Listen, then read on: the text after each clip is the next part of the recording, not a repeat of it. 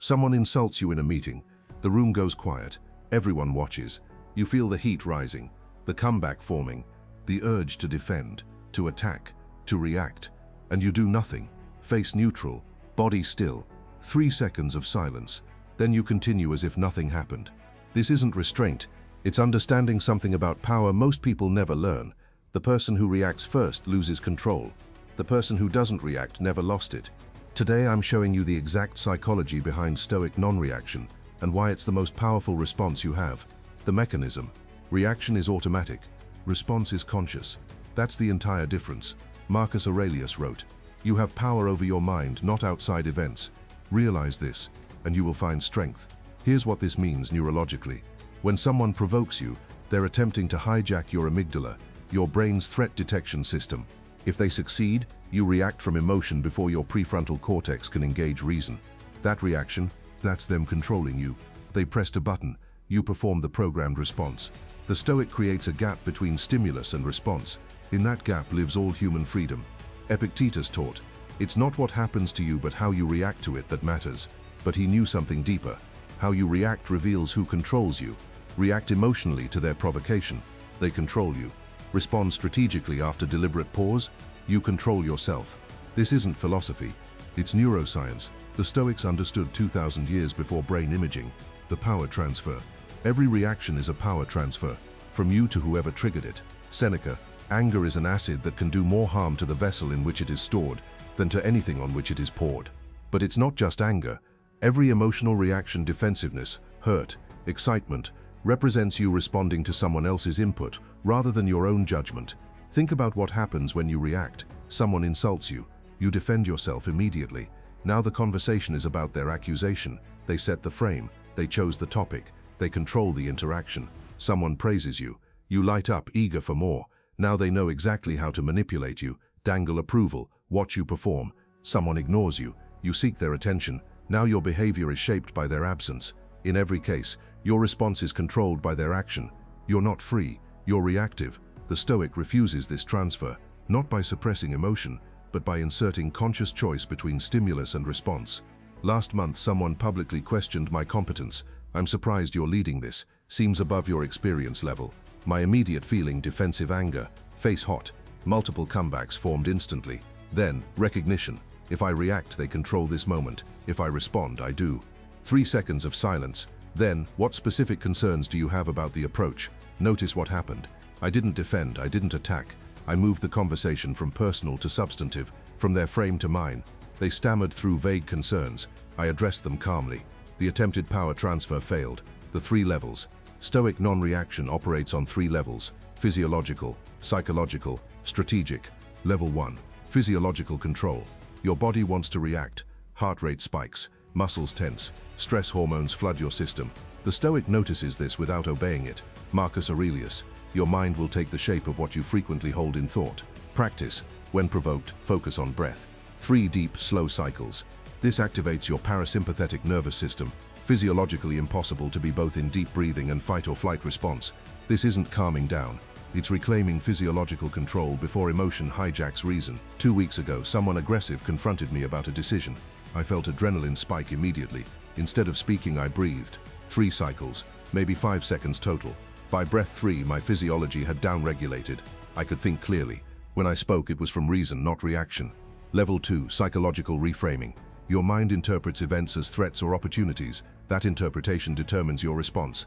Epictetus, people are disturbed not by things but by the views they take of them.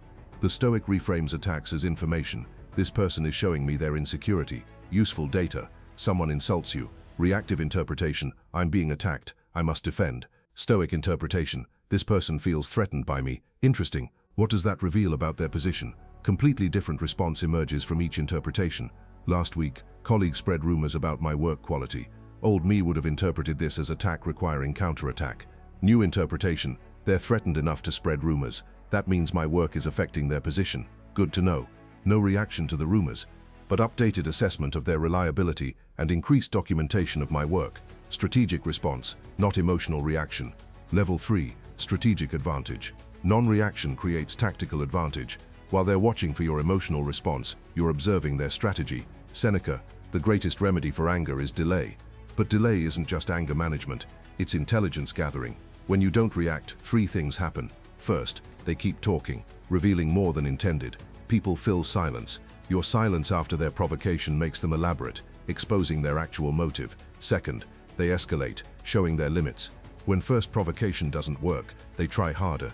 This reveals how much they're willing to sacrifice to get reaction from you. Third, others observe your composure.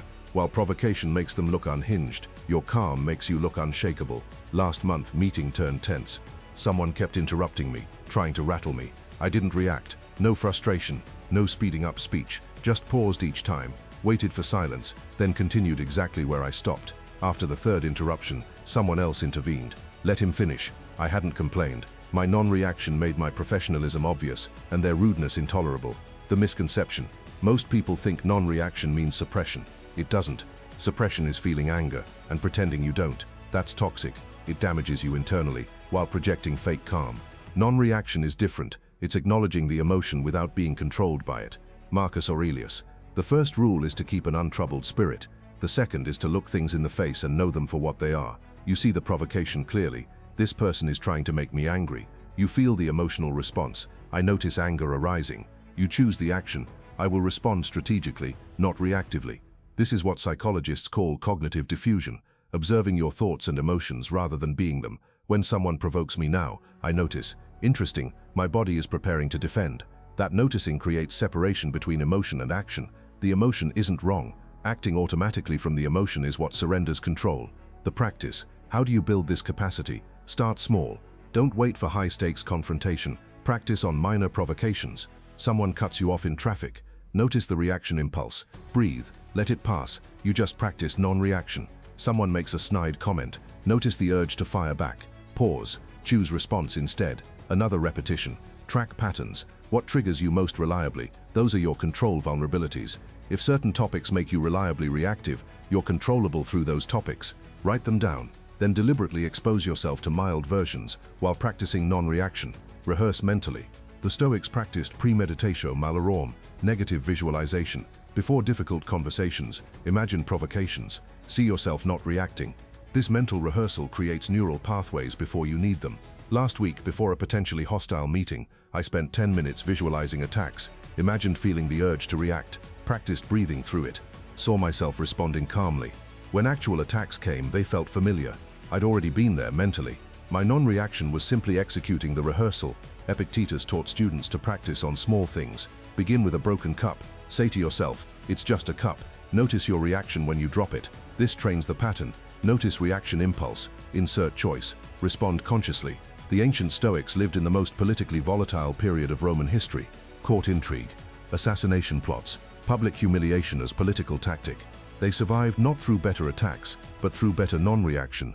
Marcus Aurelius faced betrayal by his most trusted general, didn't execute him immediately out of rage, processed the situation, made strategic decisions from reason.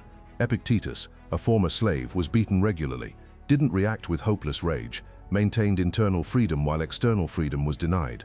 Seneca faced execution by Nero, maintained composure, discussing philosophy even as death approached. You face lesser provocations, but the same principle. React and they control you. Respond and you control yourself. 3 seconds, that's all you need. 3 seconds between what happens and what you do about it. In those 3 seconds lies all your power. Epictetus's final teaching. It's not what happens to you, but how you react to it that matters. You just learned how not to react, how to respond instead. How to maintain control when everything pushes you to surrender it. What triggers your reactions most? Comment below. Subscribe to Stoic Forge for wisdom that returns control to where it belongs with you. Share with someone reacting their power away. Remember, the person who reacts first loses control. The person who responds chooses what happens next. Thanks for watching. See you next time.